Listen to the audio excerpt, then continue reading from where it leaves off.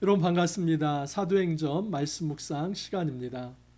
우리가 주의 거룩한 말씀, 하나님의 생명의 복음을 성령 충만함으로 또 지혜롭게 잘 전달할 수 있기를 바랍니다.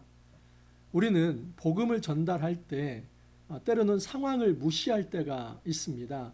하지만 여러분, 상황이 없는 상태에서 복음이 홀로 독야청청 그렇게 전달될 수는 없습니다. 어느 시대에든 반드시 복음은 그 시대 상황 속에서 전달이 되는 것입니다. 그러므로 그 시대의 상황을 면밀하게 잘 이해하고 그 상황에 맞는 복음 전달이 필요합니다. 이것은 복음을 그 상황에 맞게 퇴색시키거나 또는 가감하라는 말이 아닙니다. 이런 복음의 정체성을 우리가 분명히 지켜야만 합니다. 복음의 핵심 원리를 우리는 굳건히 지켜야만 합니다. 소위 여러분, 예수 그리스도의 십자가와 또는 부활, 이것은 복음의 핵심 내용이지 않습니까? 이것 자체를 제가 타협하라는 것은 아닙니다. 하지만 어떤 시대의 상황 또는 어떤 문화 속에서 그 예수 그리스도의 십자가와 또는 예수 그리스도의 부활을 받아들이는 데 있어서 좀 더 좋은 접촉점이 있다면 그것을 가지고 전달할 수 있어야 하고, 그래야 효과적으로 복음 전파가 이루어질 수 있다 하는 것입니다.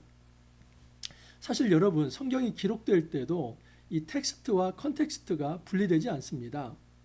이 컨텍스트라고 하는 상황, 그 속에서 하나님은 텍스트라고 하는 메시지를 주시는 겁니다. 하늘의 메시지가 단지 그냥 이 땅의 상황과 동떨어진 상태에서 툭 떨어진 것이 아닙니다. 여러분, 성경 기자가 한 40여 명 이상이 되지요. 구약은 3,500년 전, 또는 신약은 2,000년 전에 기록이 시작이 되었습니다. 그러면 우리는 이렇게 생각을 합니다. 모든 성경 기자들은 딕테이션, 이 받아쓰기를 했다라고 생각을 합니다. 하나님께서 하늘 위에서 이렇게 불러주시고 그 성경 기자들은 받았었다라고 생각을 합니다. 성경은 그렇게 기록되지 않았습니다. 예를 들어 사도행전 보십시오. 사도행전 우리가 성경이라고 말하지 않습니까? 그런데 이게 받아쓴 겁니까? 아니지 않습니까? 지금 바울의 발자취, 움직임, 그의 숨소리까지도 지금 이 말씀이 되고 있는 거 아닙니까? 그러면 이것은 받아쓴 것이 아니라 그 당시의 어떤 사회적, 문화적 이 상황을 담고 있고 그 속에서 살아간 그 삶 자체가 말씀이 된 거 아닙니까? 그렇기 때문에 하나님께서 전달하려고 하는 이 메시지와 그 역사적 상황과 그리고 어떤 문화, 배경, 이것을 떼어놓고 생각할 수는 없는 것입니다. 기록될 때 역시 이 텍스트와 컨텍스트가 긴밀하게 연결되었던 것처럼 이 말씀을 오늘날 해석할 때도 오늘날 우리에게 주시는 이 텍스트는 변함이 없어야 하죠. 그러나 이 컨텍스트는 변화가 됩니다. 보십시오. 여러분, 2000년 전에 그 로마 시대의 상황, 그리고 대한민국이라고는 현대 상황, 같습니까? 다릅니까? 다르죠. 2000년 전에 컴퓨터 있었습니까? 인터넷 있었습니까? 없었죠. 오늘날 같이 자동차, 비행기 있었습니까? 없었죠. 오늘날 같이 정보화 사회입니까? 아니죠. 노예제가 중심이 되어서 또 농경 문화가 있지 않았습니까? 그러면 여러분, 2000년 전에 그 시대적 상황, 역사적 상황, 그 맥락과 오늘날의 시대적 상황과 문화적 배경이 전혀 다릅니다. 이러므로 상황은 바뀌어질 수 있습니다. 그러면 그 상황에 맞게 복음이 전달될 수 있도록 접촉점을 찾는 것이 굉장히 중요하다는 사실입니다. 오늘 말씀 제가 서두에서 이렇게 길게 말씀을 드리는 이유가 있습니다. 17장 16절에서 34절, 소위 여러분 이것이 아테네에서의 이 바울의 설교입니다. 그런데 많은 신학자들 또 많은 사람들이 이것을 실패한 설교로 그렇게 정죄합니다. 참 기가 막힐 노릇입니다. 분명히 버젓이 이렇게 성경에 긴 어떤 문장으로 할애를 해서 그렇게 담아놨는데 이것을 실패한 설교라고 얘기를 합니다. 그렇게 말하는 근거를 무엇이라고 얘기하냐면 예수라는 말이 들어가지 않았다. 또 이 결과가 보니까 다른 지역에서는 굉장히 많은 사람들이 믿었지만은 여기서는 그렇게 믿지 않았다. 많은 사람이 믿지 않았다. 그래서 그 아테네에서의 어떤 철학적 어떤 설교를 했을 때 결코 그것이 굉장히 그 사람들을 변화시킬 수 있는 힘이 아니다. 그렇게 말을 하는 경우가 있습니다. 정말 그럴까요? 제가 그렇지 않다는 것을 한번 논증해 보이려고 합니다. 자, 17장 16절 이하를 한번 봅니다. 바울이 아덴에서 그들을 기다리다가 그 성에 우상이 가득한 것을 보고 마음에 격분하여. 여러분 지금 2차 전도 여행 이제 경로 다시 한번 보십시오. 드로아에서 이제 바다를 건너서 마게도냐 첫성 빌립보에 도착합니다. 그리고 빌립보에서 데살로니가 지역으로 옮겨서 복음을 전합니다. 근데 데살로니가 사람들이 굉장히 무례하고 포악했습니다. 그래서 그곳에서 이제 옮겨서 이제 베레아로 이동을 하죠. 근데 베레아까지 이제 이 데살로니가 사람 그 유대인들이 쫓아와서 바울을 박해하려고 합니다.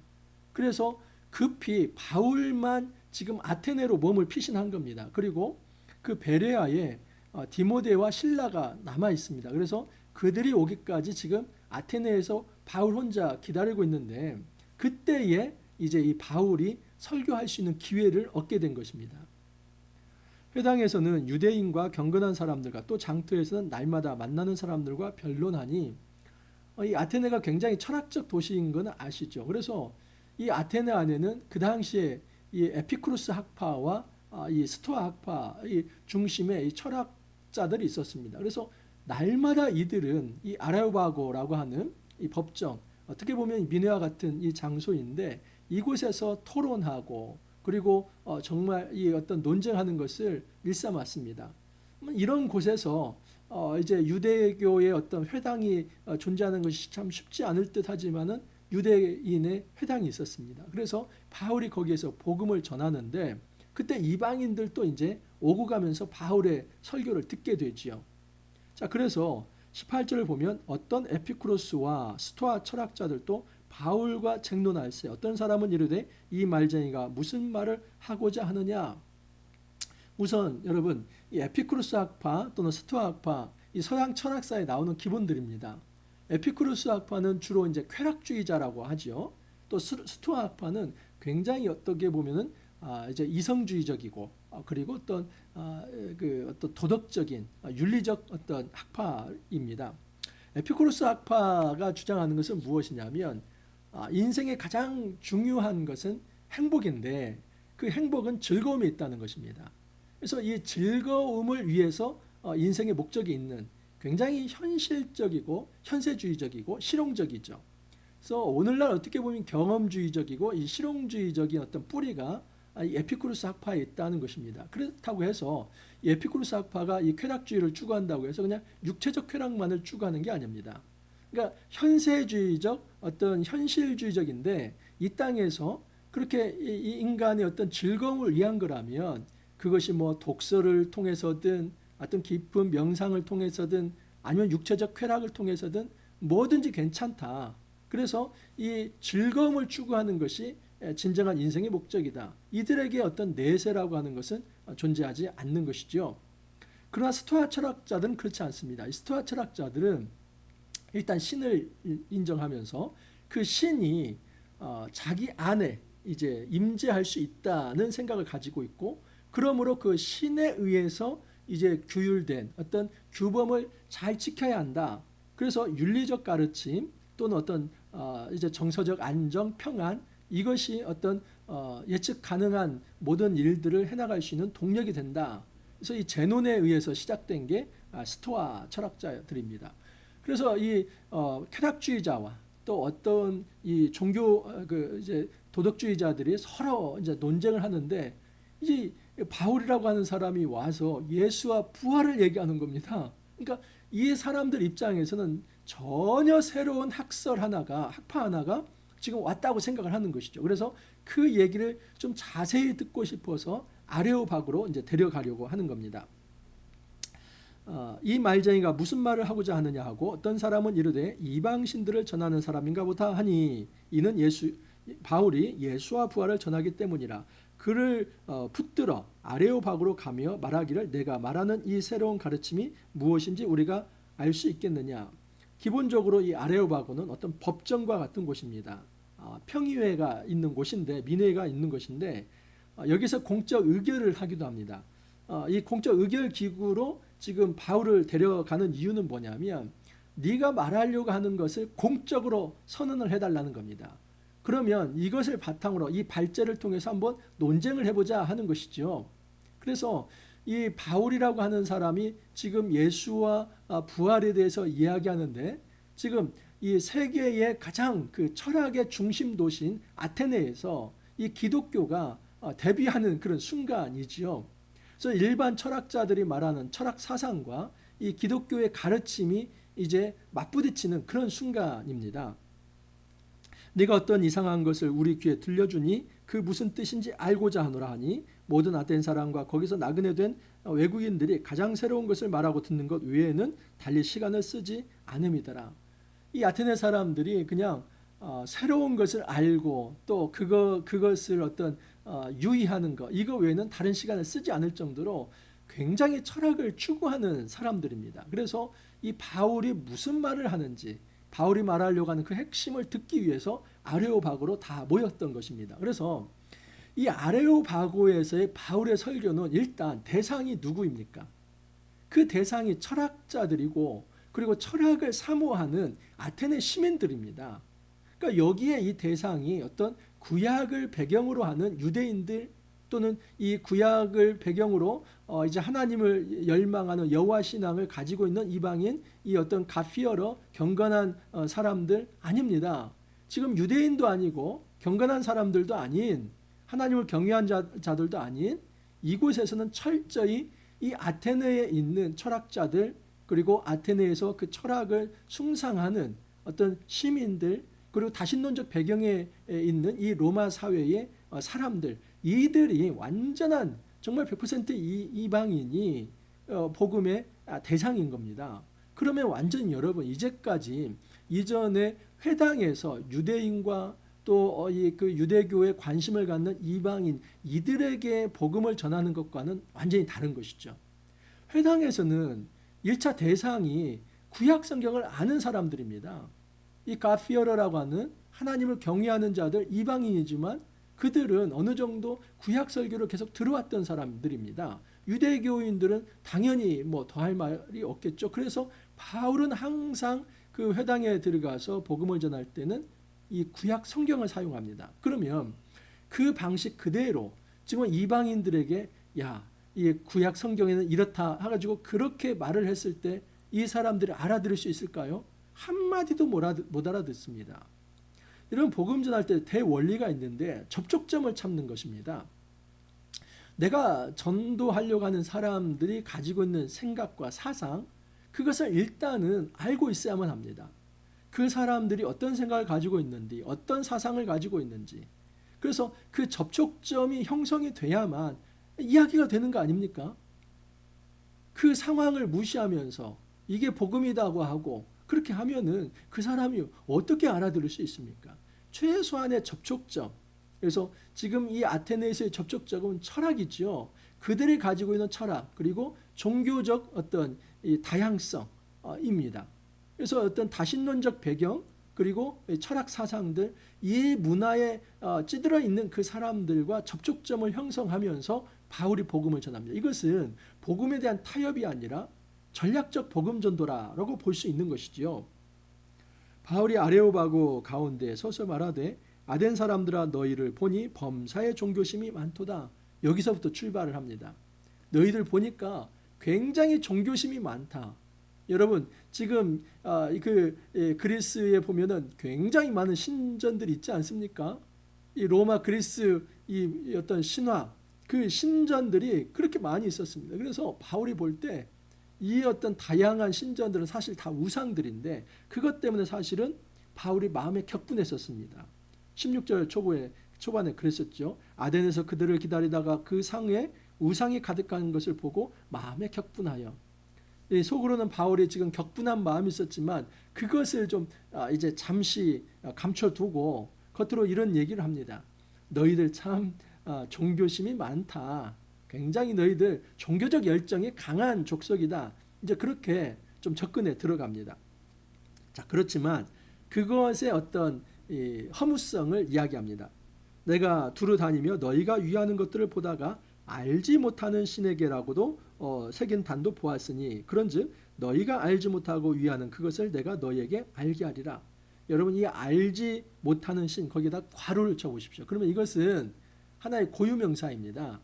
그러니까 이 그리스 로마 신화에 나오는 어떤 신들이 있는데 그 신들 말고도 다른 알지 못하는 신이 많이 있는데 그 이름을 알 수 없어서 알지 못하는 신, 그들을 위한 신전이라는 겁니다. 여러분 이것이 얼마나 모순입니까? 지금 이 신앙이라고 하는 것은 지금 하나님 앞에서 경배를 하는 거 아닙니까? 신 앞에서 경배하는 거 아닙니까? 근데 자기가 알지 못하는 신 앞에 경배한다. 이것은 정말 모순이지요. 그들의 이 모순을 지금 바울은 드러내고 있습니다. 그들이 종교적 철학적 열정으로 경배하고 있는 대상이 참신이 아니고 알지 못하는 신이다. 그래서 바울이 여기서 접촉점을 가지고 너희들은 아예 알지 못하는 신에게 그냥 맹목적으로 뭔가 있을 것 같다 하면서 경배를 하는데 내가 참으로 경배해야 할 신이 누구인지 정말 알려줄 만한 신, 너희들이 꼭 알아야만 하는 신을 지금부터 이야기하겠다. 그게 누구입니까? 여호와 하나님이죠. 그러면 이 여호와 하나님을 소개할 때 어디부터 이제 말씀이 시작되어야겠습니까? 예수 그리스도입니까? 아니면 창조주 하나님입니까? 창조주 하나님이죠. 여러분 이방 세계에서는 지금 어떤 이 특별 계시가 그들에게 전달되지 않았습니다. 그들에게는 자연 계시가 그들의 전부입니다. 자연 계시는 뭐냐면 그야말로 이 자연 법칙에 의해서 세상이 돌아가는 거죠. 해가 동쪽에서 떠서 서쪽으로 지는 것, 그리고 이 모든 삼라만상의 변화들, 인간의 생명, 이 모든 것들이 그냥 여러분 사계절에 그렇게 정확히 돌아가고 이 모든 자연에 나타난 이 모든 것들을 보면서도 하나님의 살아있는 신성과 품성을 볼 수 있다. 이게 바로 자연 계시입니다. 그래서 알만한 것들이 이 자연 안에 깃들어 있다는 것이죠. 그러면 그것을 이야기하려면 어디로부터 시작이 되어야겠습니까? 창조입니다. 하나님은 이 만물에 갇혀있는 존재이거나 또는 만물보다도 작은 존재가 아니라 이 모든 만물을 만드신 진정한 창조주이다. 그래서 이 아테네에서 철학을 사모하는 이 사람들에게 접근하는 이 접촉점에서 첫 번째 메시지는 창조입니다. 창조주 하나님에 대한 이 선언과 이것을 받아들이지 않는다면 이 창조주 하나님이라고 하는 것은 뭐냐면 대전제는 다른 모든 신들은 잡신들이고 그것은 진정한 신이 아니라는 겁니다. 그러므로 그것을 섬기는 것은 우상숭배이기에 그 우상숭배를 이제는 내려놓고 창조주 하나님 앞에 돌아와라. 이것이 대전제입니다. 이것이 있지 않는 한, 이 전제가 있지 않는 한 그 다음에 예수를 믿는 일은 있을 수 없죠. 왜냐하면 예수는 성부, 성자, 성령의 삼위일체 하나님이시기 때문입니다. 우주와 그 가운데 있는 만물을 지으신 하나님께서는 천지의 주재신이 손으로 지은 전에 계시지 아니하시고 내가 이제 너희들이 알지 못하는 신에게 경배하는데 정말 참신을 알려주겠다. 그런데 그 참신은 이런 건물로서의 신전 안에 갇혀 계시는 분이 아니다. 또 무엇이 부족한 것처럼 사람의 손으로 섬김을 받으시는 것이 아니니 이는 만민에게 생명과 호흡과 만물을 친히 주시는 이심이라.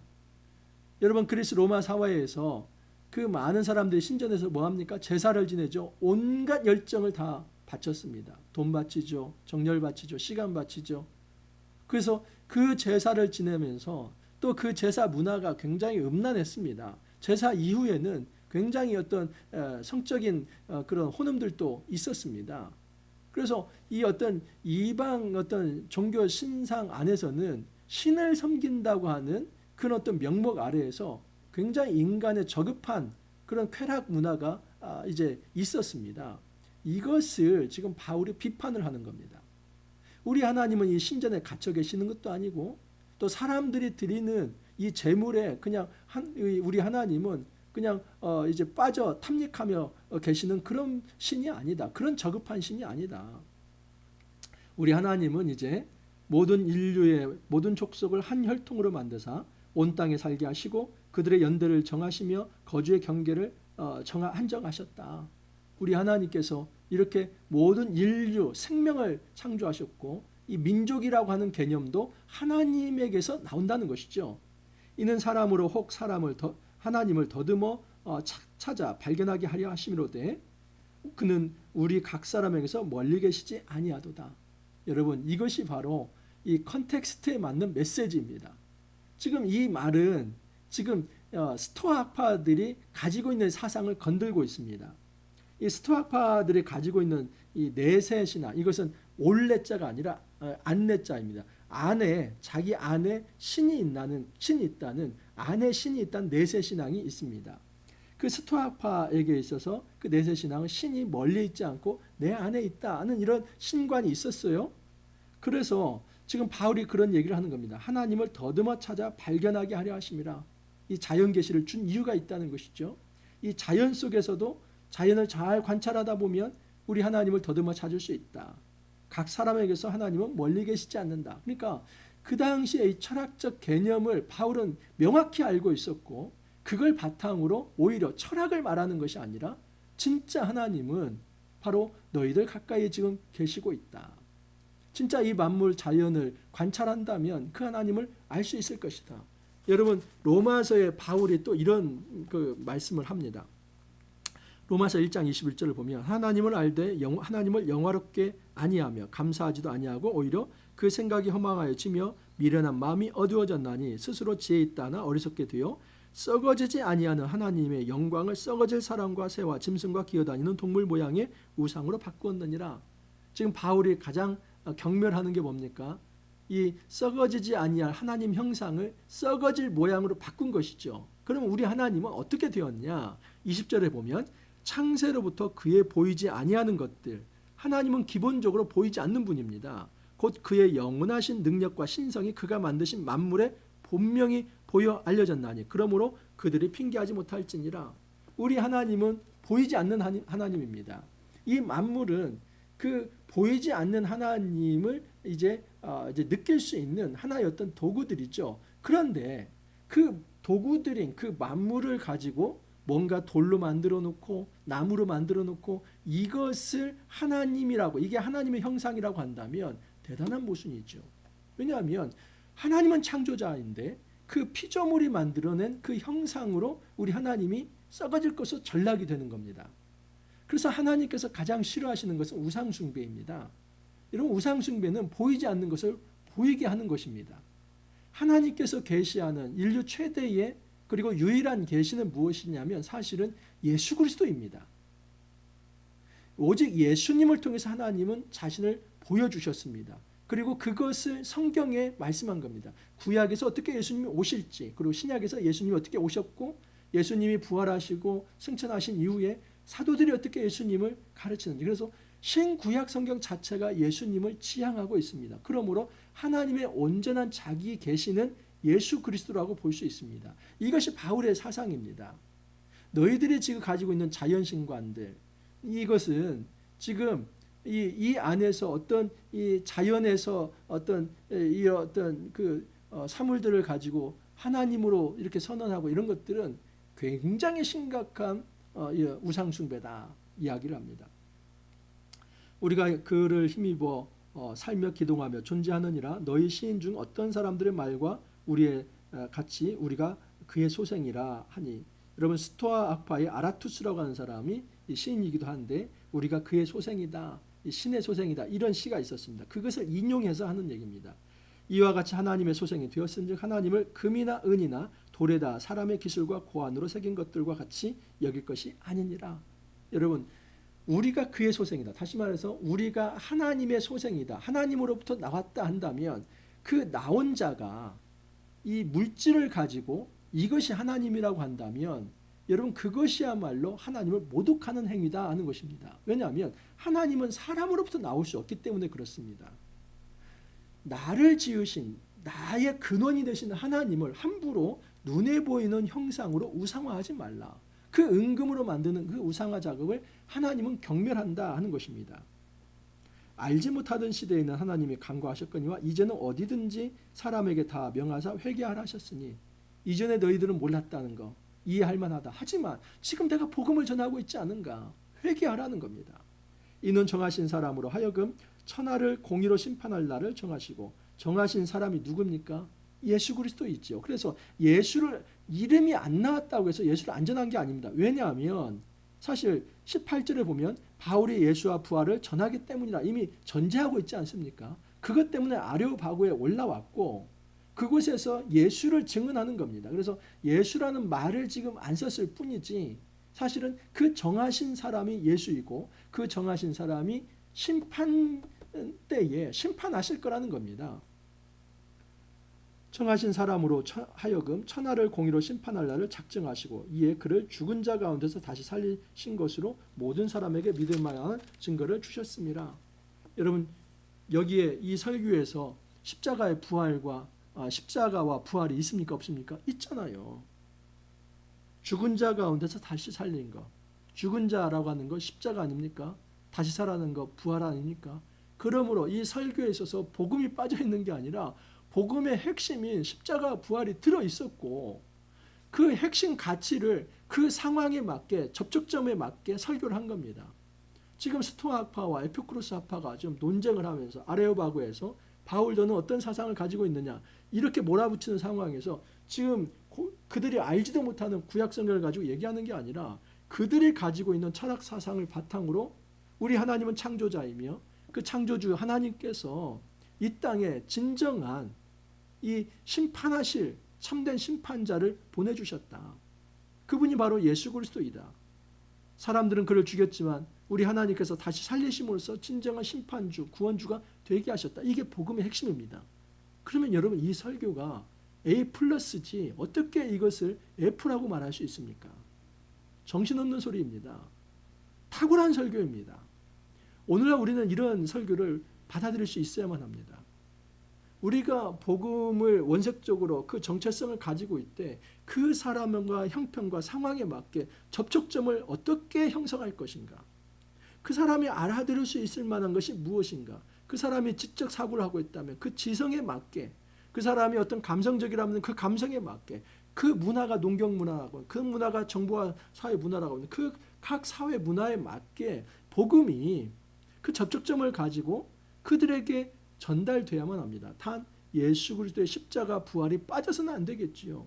그래서 결과가 있습니다. 보십시오. 그들이 죽은 자의 부활을 듣고 어떤 사람은 조롱도 하고 누가 조롱했겠습니까? 에피쿠로스 학파들이죠. 이 사람들은 현세주의자이고 부활은 존재하지 않는다고 생각하고 쾌락주의자들에게 조롱거리가 되지요. 하지만 어떤 사람은 이 일에 대하여 내 말을 다시 듣겠다 하니 이에 바울이 그들 가운데서 떠나며 몇 사람이 그를 가까이하여 믿으니 그 몇 사람이요? 아레오바고 관리. 그러니까 여러분 대단한 수학입니다. 그 아레오바고는 법정 아닙니까? 그곳에서 관리는 나중에 이제 총독까지 되는 사람인데 굉장히 이 고위직 사람을 이제 변화를 시킨 겁니다. 물론 여러분 신분의 그 어떤 빈부 또는 뭐 이런 차이를 둘 수는 없죠. 하지만 이 그 로마 사회에 굉장히 이제 고위급 사람이 변화된다는 것은 나중에 그 집안 사람과 그 하인들과 그 이제 상류 사회가 변화되는 어떤 교두보가 마련된 거 아닙니까? 그러면 이것을 어떻게 이 결과가 복음 전도의 결과가 미천하다 말할 수 있습니까? 그렇게 말할 수 없지요. 관리 디오누시오와 다마리라 하는 여자와 또 다른 사람들. 그래서 정말 한 사람을 변화시키기 어려운 상황에서 이 아테네에서 다수의 이 헬라인들을 지금 변화시킨 겁니다. 그러므로 이 설교는 굉장히 좀 타당하고 또 잘된 설교라고 볼 수 있습니다. 여러분 우리가 복음 메시지를 아주 정확히 잘 전달하기를 바랍니다. 하지만 성령 충만함으로 좀 지혜가 있기를 바랍니다. 그 사람이 어떤 문화적 배경 속에 살아왔는지 그 사람의 인생관과 그 사람의 어떤 철학과 그 사람이 어떤 세계관이 무엇인지 그리고 그 사람들과 내가 접촉할 수 있는 이 접촉점, 공감대가 무엇인지 그런 것들을 생각하면서 그 레일을 깔고 그 레일 위에 복음을 들고 가야 합니다. 그래야 미끄러져서 그 사람들까지 전달이 되는 것입니다. 우리가 이 말씀 깊이 생각하면서 이 복음과 상황, 이 상황 속에서 복음이 어떻게 이제 꽃을 피울 수 있을지 한번 깊게 고민하면서 하나님 말씀 전할 수 있기를 바랍니다. 이렇게 기도합니다. 주님 감사합니다. 말씀을 통하여서 하나님 나라 복음이 지혜롭게 그 시대 상황에 맞게 잘 전달되어야 한다는 것을 가르쳐 주시니 감사합니다. 2000년 전의 상황이 다르고 오늘날 상황이 다릅니다. 하지만 복음만큼은 변함없이 그 원리가 오늘날에 우리에게도 전달되었습니다. 주님, 이 복음의 핵심을 굳게 붙들고 어떤 사회에서든 그 상황에 맞게 힘있고 지혜롭게 성령 충만함으로 주 예수 그리스도의 부활을 잘 증언할 수 있도록 주님 이끌어 주옵소서. 감사하옵고 예수님 이름으로 기도하옵나이다. 아멘. 여러분, 이번 주도 너무 수고 많이 하셨습니다. 이제 사도행전 후반부로 접어 들어가고 있습니다. 이제 흥미진진하게 이제 바울의 전도 여행이 계속 진행이 되고 또 앞으로 로마도 보아야 하리라 하면서 이 로마 여행이 이제 남아 있는데 끝까지 우리 사도행전 여행 함께 할 수 있기를 바랍니다. 주말 잘 보내시고 또 월요일 날 다시 찾아뵙도록 하겠습니다.